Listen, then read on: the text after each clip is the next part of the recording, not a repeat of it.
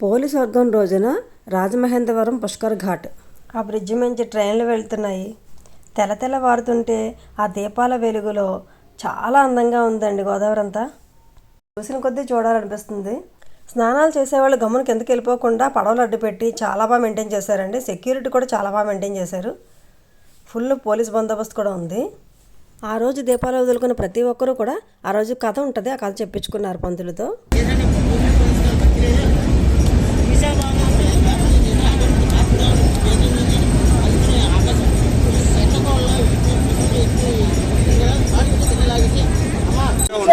చూసుకో అని చెప్పేసి చాకలు ఏం చేస్తుందంటే ముగ్గురు కోడల్ని తీసుకెళ్లి స్నానం నదిలో వెళ్ళిపోతూ ఉంటుంది. ఇద్దరు చిన్న కోళ్ళు ఏం చేస్తుందంటే ఇంటి దగ్గర ఉండిపోయి చల్ల తీసుకుని గంధారు కట్టినటువంటి గన్నం తీసుకుని పత్తి చెట్టు కట్టినటువంటి పత్తి కాడ తెచ్చుకొని పత్తి చేసి రోజు మీద స్నానం చేసి దీపాన్ని వెలిగించి అత్తగారు చూడకుండా అనడానికి ఆ దీపం మీద చాకి పొద్దుతో కూడా స్వర్గానికి వెళ్ళిపోతూ ఉంటుంది. ఆమె అలా వెళ్ళడం చూసి ఏటి ఓట్లో ఉన్నటువంటి దీపాలు పెట్టి ఆడలందరూ ముత్తైదులందరూ కూడా చూసి చాకలి పోని స్వర్గాలకు వెళ్ళిపోతున్నది, చాకలి పోని స్వర్గాలకు వెళ్ళిపోతున్నది అని అంటూ అందరూ ఆశ్చర్యపోయి అద్భుతంగా చూస్తూ ఉంటారు ఆకాశంలో. అప్పుడు ఈ అత్తగారు ఏమనుకుంటుందంటే నా కోడలు ఏమిటి, స్వర్గానికి వెళ్ళడం ఏమిటి అని చాకలిది దాని ముగ్గురు కోడళ్ళు కూడా ఆశ్చర్యంతో ఆలకించి చూస్తూ ఉంటారు. అలా చూసి ఆ నలుగురు విమానం వెళ్తున్నటువంటి చిన్న కోడలు ఆకాశం వెళ్ళిపోతుంది కదా, ఆ కాళ్ళు పట్టుకుంటారంటే ఎవరు ఈ ముగ్గురు కోడళ్ళు అత్తగారు.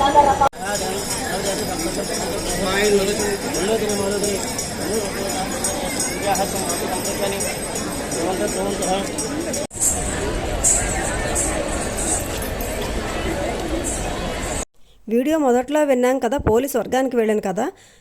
ఆ పోలీస్ వర్గానికి వెళ్ళిన రోజు పూజ చేసుకున్న ప్రతి ఒక్కరు కూడా ఆ స్టోరీ వింటారు, చదువుకుంటారు, లేకపోతే పంతులతో చెప్పించుకుంటారు. చాలా రకాలుగా పూజలు చేశారండి. నేను ఎప్పుడు చూడలేదు. జంగాలపు వాళ్ళు, బుడబొక్కల వాళ్ళు, రకరకాల వేషధారణలో కాళ్ళకు గజ్జలు కట్టుకొని కొంతమంది, జ్యోతులు పట్టుకొని కొంతమంది చాలా రకాలుగా చేశారు. వీరుల పూజలు చాలా కోలాహలంగా ఉంది గోదావరి నదంతా.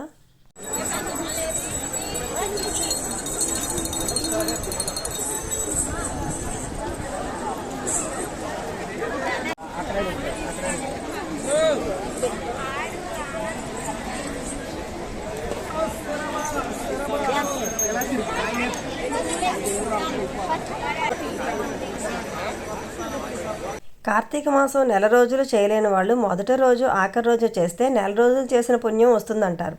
ఆ విధంగా చేసేవాళ్ళు చాలామంది ఉంటారండి. మొత్తానికి చుక్క వెళ్ళిపోకుండా చేయాలన్న తాపత్రయంతో కంగారుగా చేసుకున్నారు.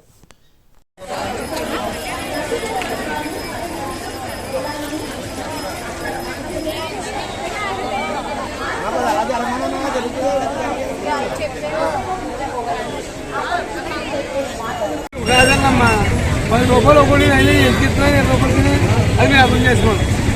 వాళ్ళు ఇవాళ వాచ్ కదా.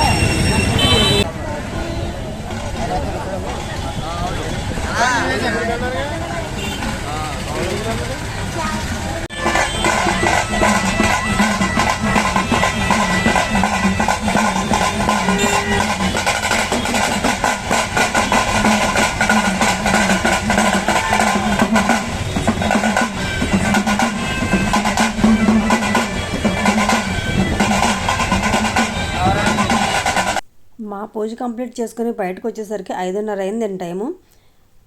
అప్పటికి చాలా రష్గా ఉంది బయటన. వెళ్ళిన వాడు వెళ్తూనే ఉన్నారు, ఇంకా లోపలికి బయటకు వచ్చిన వాళ్ళు వస్తూనే ఉన్నారు.